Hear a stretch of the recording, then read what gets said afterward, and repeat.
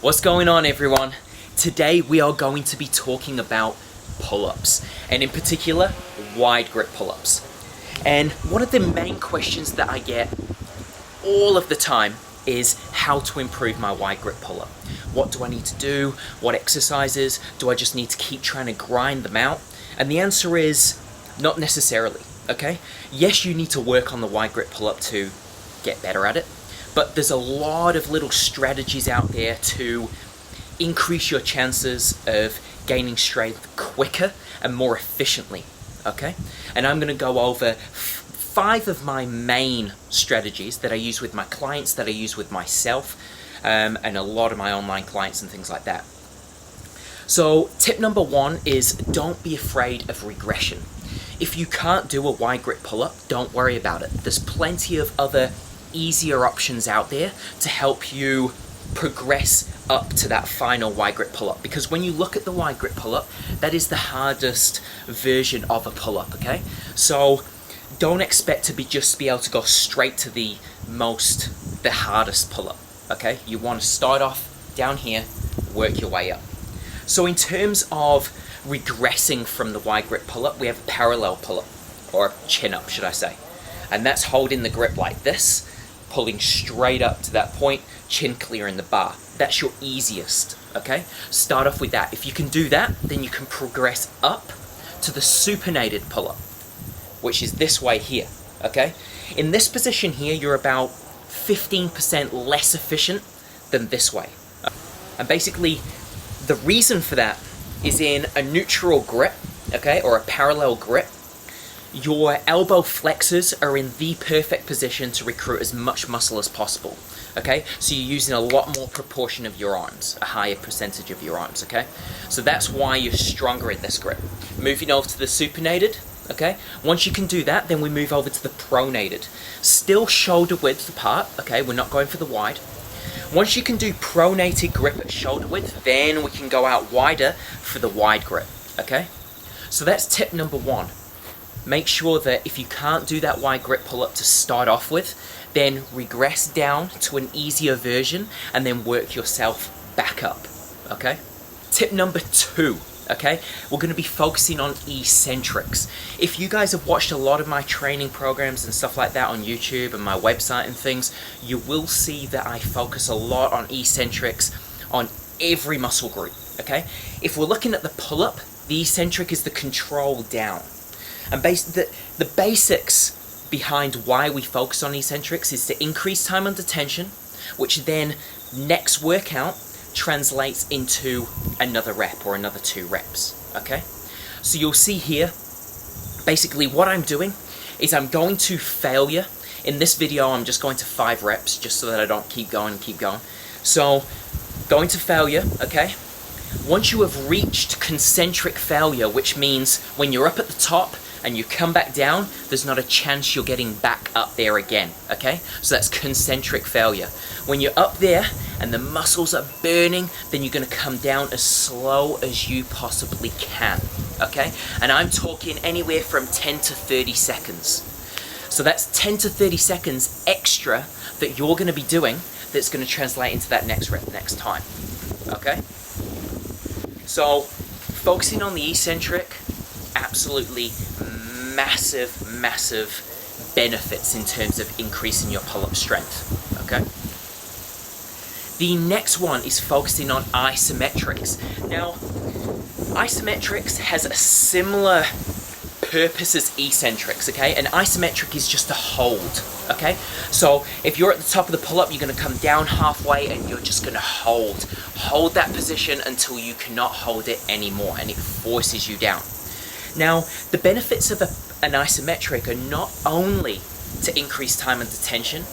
When you're in that isometric position or that hold position, you can work with that mind-muscle connection to try and turn off the biceps and turn off all the other muscles that are helping you and working with this exercise and putting it into the back, okay?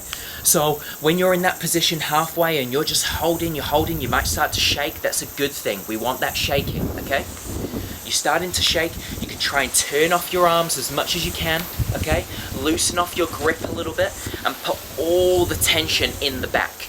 The the more you do it, the more efficient and the better you will get at it. And the better mind muscle connection you have, the better you will be at isometrics, especially in the pull-up.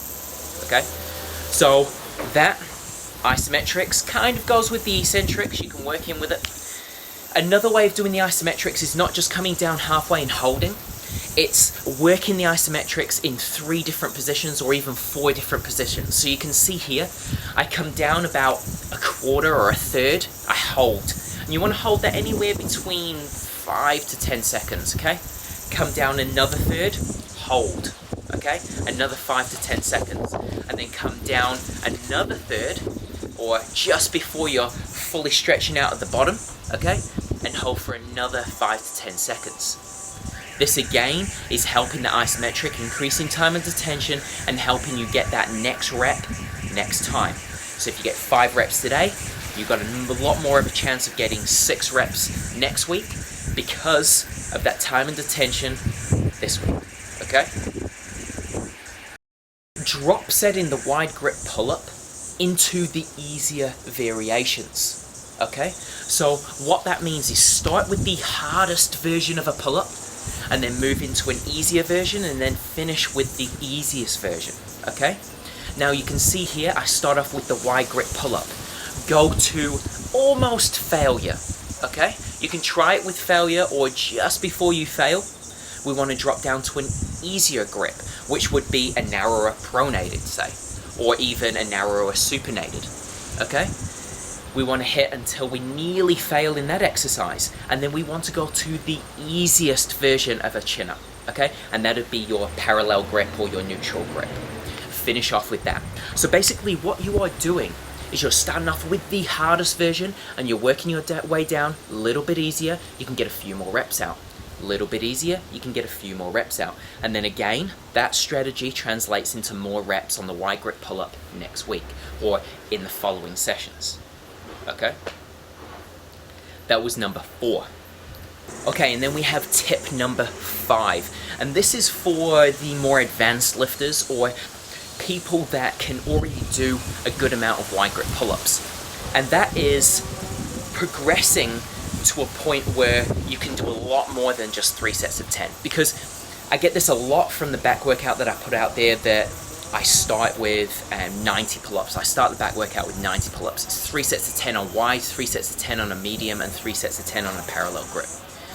And a lot of the questions and feedback that I get from that video in particular is, Jordan, I can do 3, 4, 5 sets of 10, but my back just burns out and I can't do any more than that.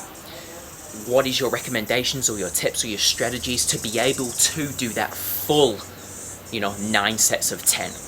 And that would be adopting the techniques that I've been talking about in terms of your isometrics, your drop sets, your eccentrics, all that type of stuff, but use load, okay? So attach a weight belt to you, attach some weight, 10, 20 kilo, and focus on your eccentrics. Come down for 10 to 30 seconds. Focus on your isometrics, okay? It's going to apply that progressive overload to your back because it's used to using just your body weight, and now all of a sudden you've added 20 kilos on there, still doing the eccentrics, okay?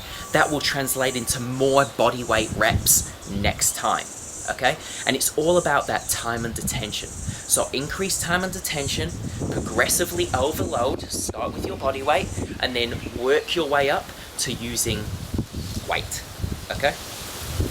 So guys, that is my 5 tips to increasing your pull-ups.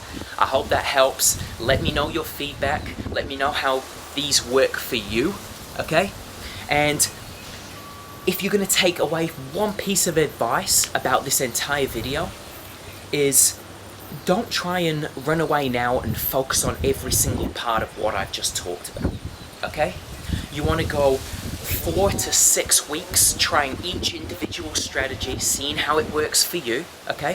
So first 4 weeks, work on regressing down and focusing on the easier lifts, okay? And then the next 4 to 6 weeks, focus on eccentrics. So when you're coming down, focus on coming down really slow. Next 4 to 6 weeks, isometrics. And then when you get to that point where you're at isometrics, your back's going to have gained that strength, gain that muscular endurance and that power, okay? and you're going to be able to actually perform a wide grip pull-up correctly for a decent number of reps. And then with that, you can start to add progressive overload with weight and increase even further. But whatever you do, don't try and go away. And the first back workout you do all the progressions and the regressions, and then you come in and you start with eccentrics, and then you put a bit of isometrics in there, and then you chuck a bit of weight on. Your back's just going to go, whoa, crap, you know, and it's just not going to work. You want to focus on one particular aspect of it, adapt to it, and then change it, okay? I hope this helped you guys a lot, okay? If you guys want to see basically the entire article that I've put together on increasing your pull-ups, head over to my website, ironplayground.com. I've got a full article in there basically explaining this whole process in a lot more detail. Also, I've got a few little programs and stuff like that in there that can help you guys start off and work your way up to being an absolute beast at the wide grip pull-ups. Cheers, guys.